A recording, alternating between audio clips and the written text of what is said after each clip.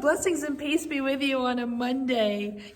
And I am sitting in a worship space of High Country United Church of Christ with four amazing people that have been with me on a journey for over 2 years.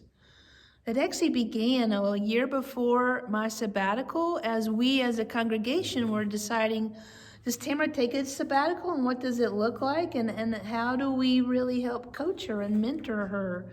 And as a congregation, how do we support our pastor? And then this group became, I was accepted into cohort number 4 of Women Touched by Grace, which is a Lilly Foundation grant process of the Benedictine Inn or the Our Ladies of Grace Monastery in Beech Grove, Indiana, which is just the southern part of Indianapolis, Indiana. And a piece of that grant application was you need a team within your own congregation that will be your sounding board and that will walk with you on this journey. And I'm thinking that when these 4 people said yes, they did not know that we were going to have a 1.5 to 2 year pause of COVID. And so in the end of April, I will actually go on my 5th and final retreat that we all committed to, I believe in 2019 or 2018. I'm not sure when we committed to that. But these folks have been a trooper, and they have graciously met with me on a regular basis.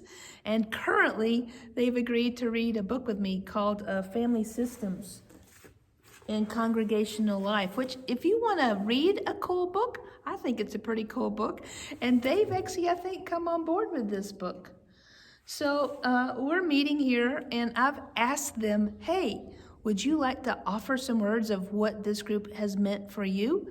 And they're all quite shy. Most of you are camera shy, and so anytime I get any of you to talk on a camera, I am celebrating. Well, this was convened, as Tamara was saying, to be a sounding board for Tamara, this group of 4. And it has been that, but it's been a sounding board for us as well. Originally, we thought we were going to be hearing from Tamara about her experiences with Women Touched by Grace, and we do that. But she always brings back material to teach us, such as this book, which in fact stimulates really great conversation among us and internal dialogue about myself in relation to the church. And it's been truly rich, and she's not only gotten feedback, but she's given a lot of really great feedback to us and stimulated rich dialogue.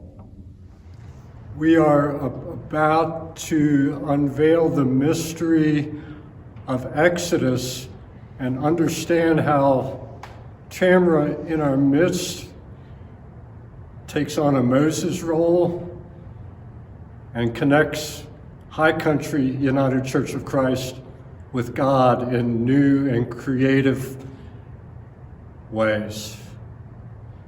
Let's walk with her. Thank you, Craig and Curly, for offering some words of what our time together as I am a part of the Women Touched by Grace Cohort 4 has meant. And I also want to thank Joan and Joe for being a part of that. The conversations that we have been rich.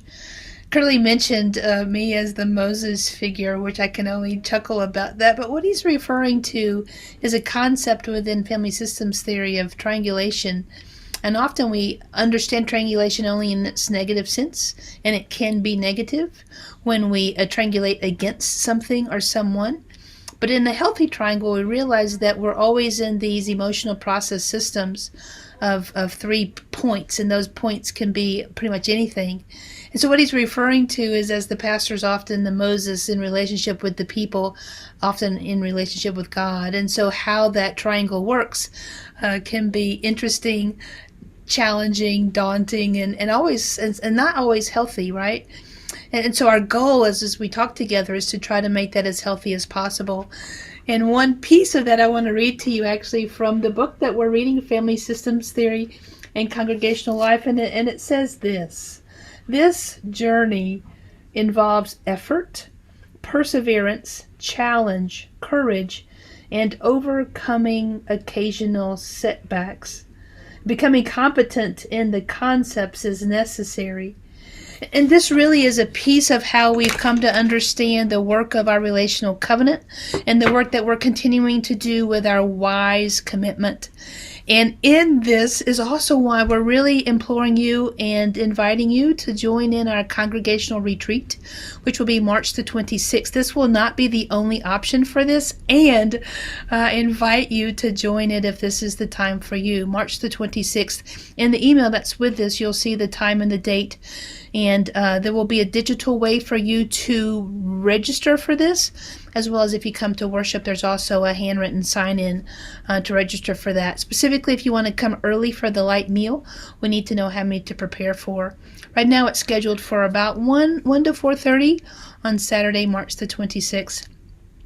Another piece of this, getting to know ourselves, because this journey can be daunting, and how we as a church and as individuals relate and respond to the Holy One, to God. Interesting, you might say, well, why are we having the nutrition class come and talk about our nutrition? Well, our health is a piece of our holistic selves. And so on April the 3rd, the nutrition class, a graduate class from App State, will come and have a fun time of Jeopardy, and they're going to feed you a bowl of chili. I think it's going to be a white turkey chili, if I remember right. And that's going to be after worship on April the 3rd. And if you want a bowl of chili and you want to be a part of that, we need you to register so we can tell those students how many to prepare for. And that registration is in the email that you see right here. There is great things happening within our congregation, and I hope that you will engage in the ones that are right for you. I hope that you will continue to be in touch with us and let us know how we can offer ministry and be a minister to the high country. It takes all of us. And understanding our own pieces of that, our own responsibility of that, is a part of how we are doing church and being church in the high country and beyond. So I hope you find blessing in this day. And if you need to know a little bit of where I am on location at my parents' house. My father, we're going to celebrate his 89th birthday on Monday, so you can sing Happy Birthday, Don, D-O-N, and send that video, and that would be a hoot to give him on Monday, March 21st. But if you need to know about wind, we understand wind in the high country in one perspective. And when we broaden our perspectives as we travel, I believe that's also theology and how we understand the expansive and diverse nature of God. And here is what our weather here looks like today in the Texas Panhandle. If you want to put a pin or do a Google map, Apple map, Google Olton, O-L-T-O-N, Texas. And here is one concept of wind that I am experiencing today. May you know blessing in all that is offered to you. May you find strength in the challenge, and may you know a resilience and a perseverance as we continue on this journey together. Peace be with you. See you next week.